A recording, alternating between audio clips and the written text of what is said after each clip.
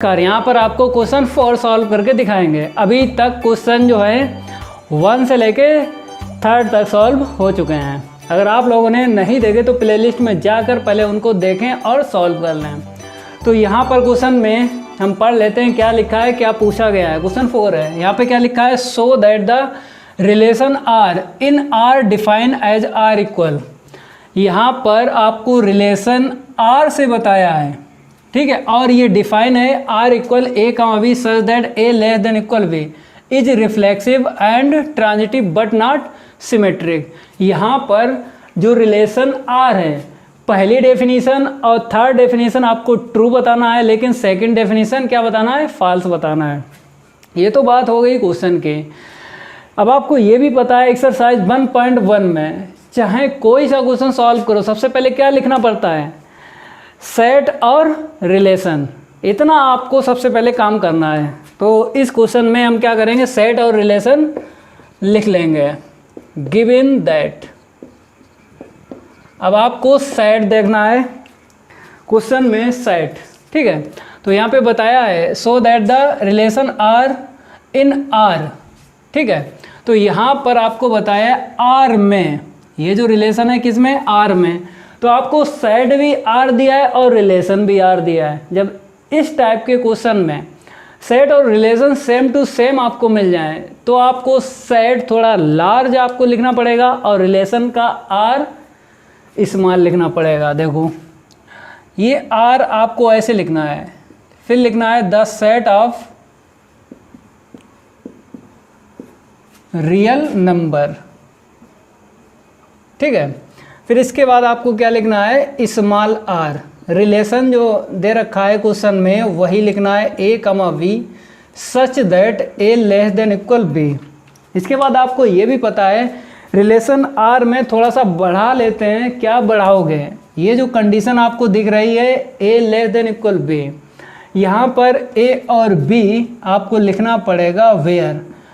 ए और वी ये दो एलिमेंट किस में बिलोंग करेंगे, लार्ज आर में, ठीक है। वैल्यू हम आर से ए और बी की ले लेंगे, ज़रूरत पड़ेगी तब लेंगे। ज़रूरत कैसे पड़ेगी हम आपको बता देते हैं। आपको सबसे पहले क्या लिखना है, सेट लिखना है और रिलेशन लिखना है। इसके बाद आपको फर्स्ट और सेकंड ये दो टाइप अगर आते हैं तो एक्सरसाइज 1.1 में कोई सा क्वेश्चन आपसे छूटेगा नहीं, ये मेरा आपसे वादा है। हम आपको हर क्वेश्चन में ये चीज़ बताते हैं। अगर पहले से आपको आता है ये, तो आपको क्या करना है, थोड़ा सा वीडियो आगे बढ़ा के देख लेना है। कैसे, सेट अगर फाइनाइट है, सेट अगर कैसा है, finite, then solve by pair.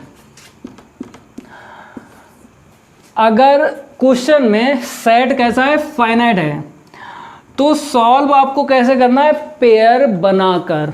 Pair कैसे बनाओगे, ये आपको कंडीशन दिख रही है, इसी कंडीशन से क्या बनते हैं, पेयर, ठीक है। सेकंड में आप लोग देख लीजिए, सेट अगर कैसा है, इनफाइनाइट है, देन सॉल्व बाय कंडीशन।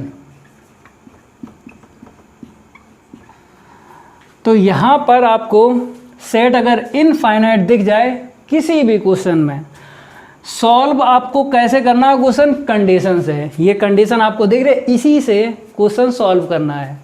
फिर आपको ए की वैल्यू 2 या बी की वैल्यू 5 इस पे काम नहीं करना है। वैल्यू नहीं आप ले सकते हो अगर क्वेश्चन क्या है, इनफाइनाइट है। सॉरी क्वेश्चन बोल गए, मीन्स है सेट अगर कैसा है, इनफाइनाइट है, तो आपको ए और बी की वैल्यू नहीं लेना पड़ेंगे। तो आपको देखना पड़ेगा, ये आपको जो सेट दे रखा है, ये दे रखा है the set of real numbers, ये आपको इनफाइनाइट सेट है, दिख रहा है। तो यहाँ पर लिख देते हैं इनफाइनाइट सेट, ठीक है। अब आपको क्वेश्चन कैसे लगाना है, सेकंड टाइप से लगाना है। ठीक है, अब इसे हम रफ कर देते हैं। ये आपको हर एक क्वेश्चन में देखना पड़ेगा सेट फाइनाइट है कि इनफाइनाइट है। कुछ स्टूडेंट को नहीं पता सेट फाइनाइट क्या होता है, इनफाइनाइट क्या होता है, तो हम आपको बता देते हैं। फाइनाइट सेट इसको बोलते हैं जैसे 1, 2, 3। एंड अगर पता है, एंड एलिमेंट अगर पता है तो फाइनाइट सेट बोलते हैं। इनफाइनाइट सेट, यहाँ पे स्पेलिंग ऐसा होता है, कभी कभी क्या होता है यहाँ पे ई भूल गए। मैथमेटिक्स में कोई दिक्कत नहीं आती है, मीनिंग्स पर ध्यान नहीं देना है, फिर भी हम ट्रू ही लिखेंगे, गलत नहीं लिखेंगे। 1, 2, 3, ठीक है। तो इस टाइप के सेट कैसे होते हैं, इनफाइनाइट होते हैं। एंड नहीं पता होता है तो आपको क्या कहना है, इनफाइनाइट सेट। तो कुछ स्टूडेंट को नहीं पता था तो इसलिए हमने यहाँ पे बता दिया। अब इसके बाद आपको ये पता चल गया कि सेट इनफाइनाइट है, तो आपको क्वेश्चन कंडीशन से ही सॉल्व करना है। लेकिन यहाँ पे क्या लिखा, सो दैट जो रिलेशन आ रहे रिफ्लेक्सिव एंड ट्रांजिटिव बताना है। मीन्स फर्स्ट डेफिनेशन और थर्ड डेफिनेशन आपको ट्रू बताना है और सेकंड डेफिनेशन आपको फॉल्स बताना है। क्वेश्चन में सो दैट है। अगर क्वेश्चन में हम क्या कह दें, ये सो दैट हटा दें और लिख दें यहाँ पे चेक वेदर आर रिफ्लेक्सिव होगा या नहीं होगा, सिमेट्रिक होगा या नहीं होगा, ट्रांजिटिव होगा या नहीं होगा, आपको क्वेश्चन ऐसे करके पढ़ना पड़ेगा चेक वेदर। पेपर में अगर आ जाए सो दैट तो आपकी बल्ले बल्ले, जैसा क्वेश्चन कहता है वैसे ही आपको करना है। लेकिन आपको यहाँ पर समझ के क्वेश्चन सॉल्व करना है, पेपर नहीं दे रहे हो अभी, आप कंप्लीट करो सिलेबस को, ठीक है। और हम आपको तैयारी भी करवाएंगे, जब पेपर नज़दीक होंगे तब आपको हम प्रैक्टिस करवाएंगे, पेपर सॉल्व करवाएंगे जो हो चुके हैं, प्रैक्टिस सेट करवाएंगे, ठीक है। तो यहाँ पर आपको रिफ्लेक्सिव रिलेशन पहली डेफिनेशन क्लियर करना है। अब आपको ये भी पता है जो क्वेश्चन हम यहाँ तो 4 है, थर्ड क्वेश्चन आपने देखा होगा जब हमने कंडीशन से क्वेश्चन सॉल्व किया तो क्या लिखना पड़ता है, V is replace by A। यहाँ पर 4 क्वेश्चन है, थर्ड क्वेश्चन जो है आपको पेयर बना के सॉल्व करवाया था, लेकिन जो सेकंड क्वेश्चन है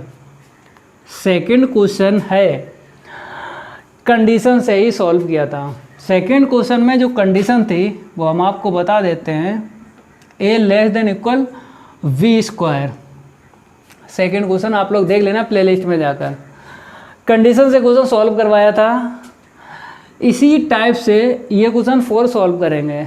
तो कंडीशन से क्वेश्चन जब सॉल्व करते हैं क्या लिखते हैं, सबसे पहले आपको पता है V is replace Y, B is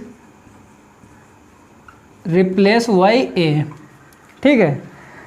इसका मीन्स है कि V के स्थान पर A रखना है आपको इस कंडीशन में, V के स्थान पे। तो ये क्या आ जाएगा, A less than equal A। ये कंडीशन कैसी होगी, ट्रू होगी, फॉल्स। अगर सो दैट है तो ये कंडीशन ट्रू होगी, क्योंकि यहाँ पर बताया रिफ्लेक्सिव रिलेशन आर आपको प्रूव करना है।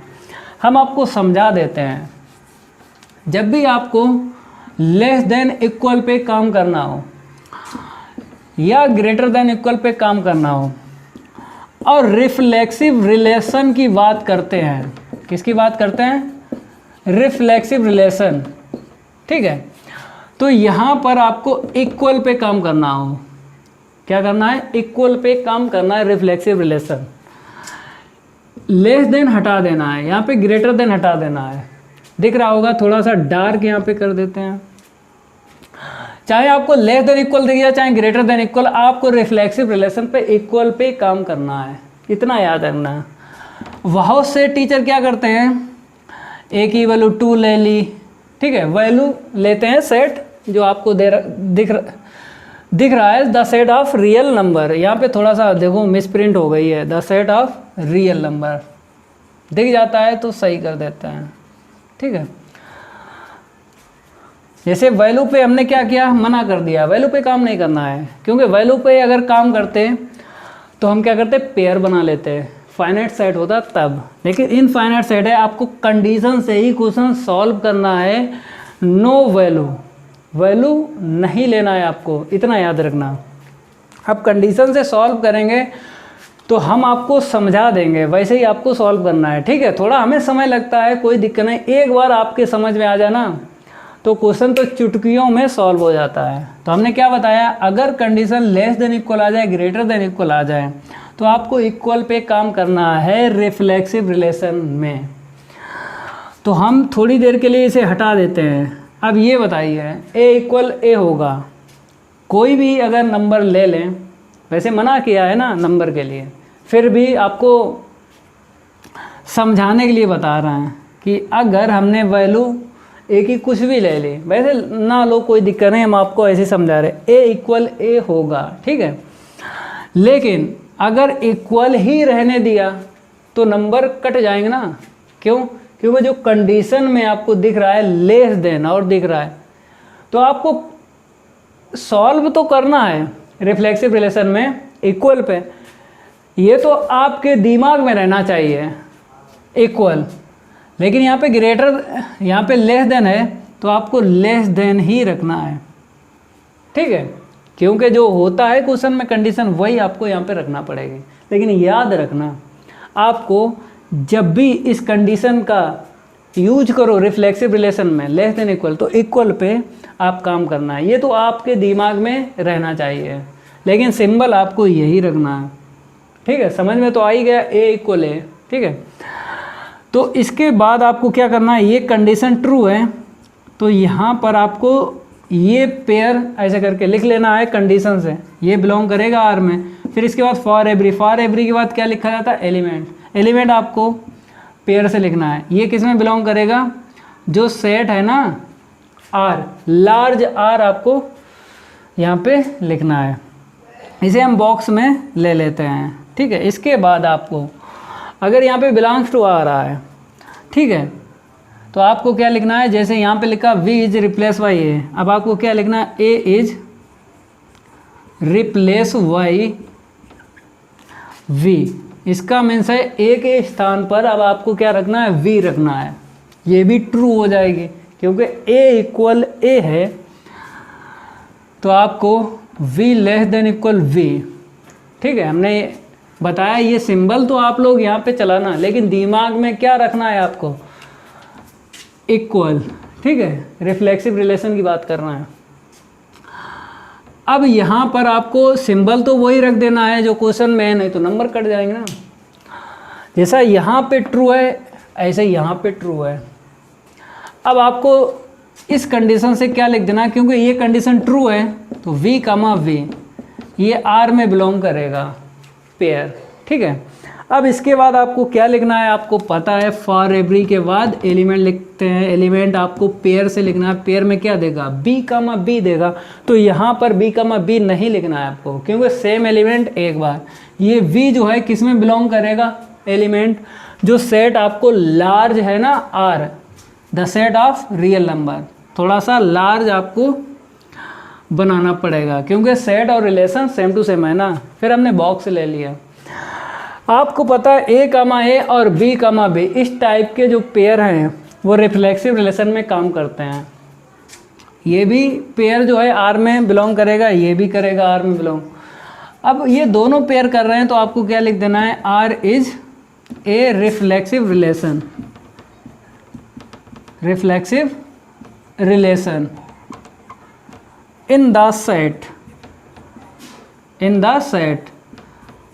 कैपिटल R, ठीक है। ये देखो आपको स्मॉल और ये थोड़ा सा लार्ज, क्योंकि डिफरेंट तो आपको देना ही देना है।